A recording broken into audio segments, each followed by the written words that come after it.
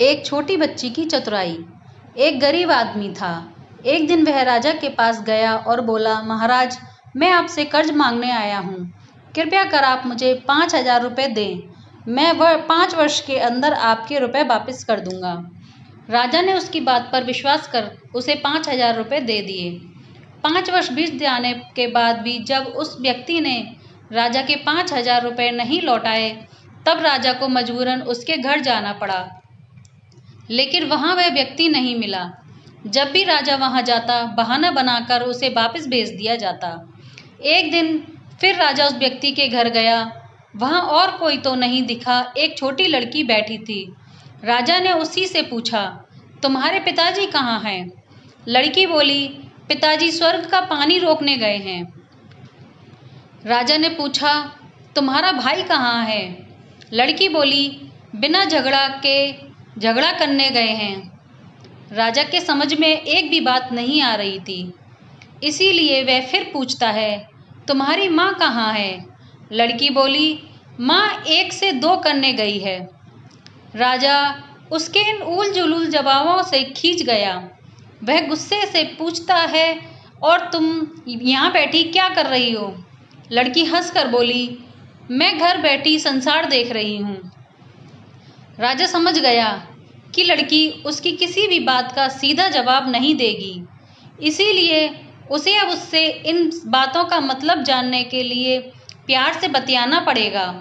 राजा ने उस चेहरे पर प्यार से मुस्कान लाकर पूछा, बेटी, तुमने जो अभी अभी मेरे सवालों के जवाब दिए, उनका मतलब क्या है? मैं तुम्हारी एक भी बात का मतलब नहीं समझ सका। तुम मुझे सीधे सीधे उनका मतलब समझाओ। लड़की ने भी मुस्कुराकर पूछा, अगर मैं सभी बातों का जवाब आपको समझा दूं, तो आप मुझे क्या दोगे? राजा के मन में सारी बातों को जानने की तीव्र उत्कंठा थी। वह बोला, जो मांगोगी वही दूंगा।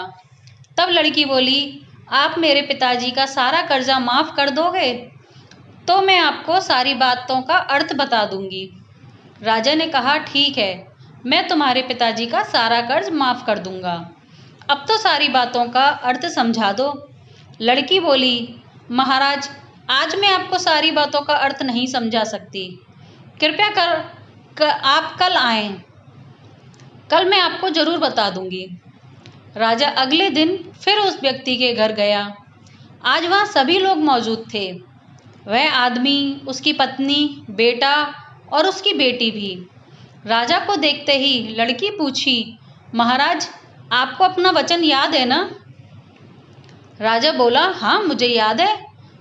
तुम अगर सारी बातों का अर्थ बता दो तो मैं तुम्हारे पिताजी का सारा कर्ज माफ कर दूंगा।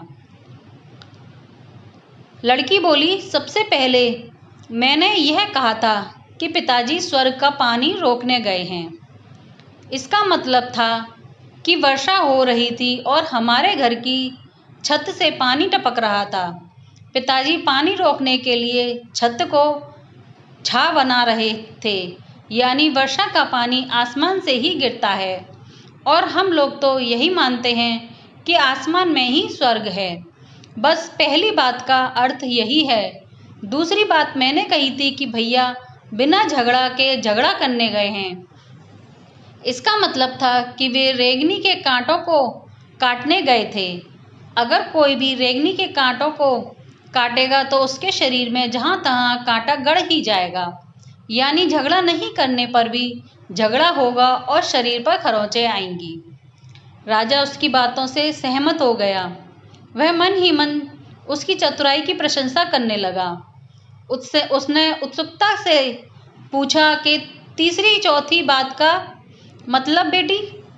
लड़की बोली, महाराज, तीसरी बात मैंने कही थी कि माँ 1 से 2 करने गई है। इसका मतलब है कि माँ अरहर दाल को पीसने, यानी कि उसे 1 का 2 करने गई है।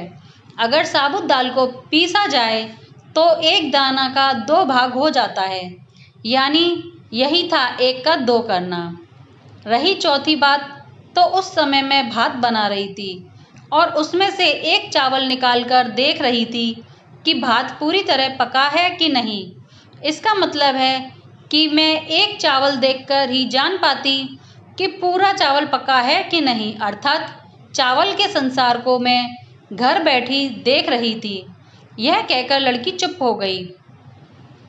राजा सारी बातों का अर्थ जान चुका था। उसे लड़की की बुद्धिमानी भरी बातों ने आश्चर्य में डाल दिया था। फिर राजा ने कहा, बेटी तुम तो बहुत ही चतुर हो, पर एक बात समझ में नहीं आई कि ये सारी बातें तो तुम मुझे कल भी बता सकती थी, फिर तुमने मुझे आज क्यों बुलाया? लड़की हंसकर बोली, मैं तो बता ही चुकी हूँ कि कल जब आप आए थे तो मैं भात बना रही थी। अगर मैं आपको अपनी सारी बातों का मतलब समझाने लगती तो भात गीला हो जाता या जल जाता, तो माँ मुझे ज़रूर पीटती। फिर घर में कल कोई भी नहीं था। अगर मैं इनको बताती कि आपने कर्ज माफ़ कर दिया है तो ये मेरी बात का विश्वास नहीं करते। आज स्वयं आपके मुंह से सुनकर कि आपने कर्ज माफ़ कर दिया है, जहाँ इन्हें इसका विश्वास हो जाएगा वहीं खुशी भी होगी। राजा लड़की की बात सुनकर बहुत ही प्रसन्न हुआ। उसने अपने गले से मोतियों की माला निकालकर उसे देते हुए कहा, बेटी यह लो अपनी चतुराई का पुरस्कार। तुम्हारे पिताजी का कर्ज तो मैं माफ़ कर ही चुका हूँ। अब तुम्हें या तुम्हारे घर वालों को मुझसे बहाना नहीं बनाना पड़ेगा। अब तुम लोग निश्चित होकर रहो। अगर फिर भी कभी किसी चीज़ की ज़रूरत हो तो बेझिझक होकर मुझसे कहना। इतना कहकर राजा लड़की को आशीर्वाद देकर चला गया और लड़की के परिवार वालों ने उसे खुशी से गले लगा लिया। दोस्तों, अगर आपको यह कहानी अच्छी लगी हो तो लाइक करें, कमेंट करें एंड शेयर करें। धन्यवाद।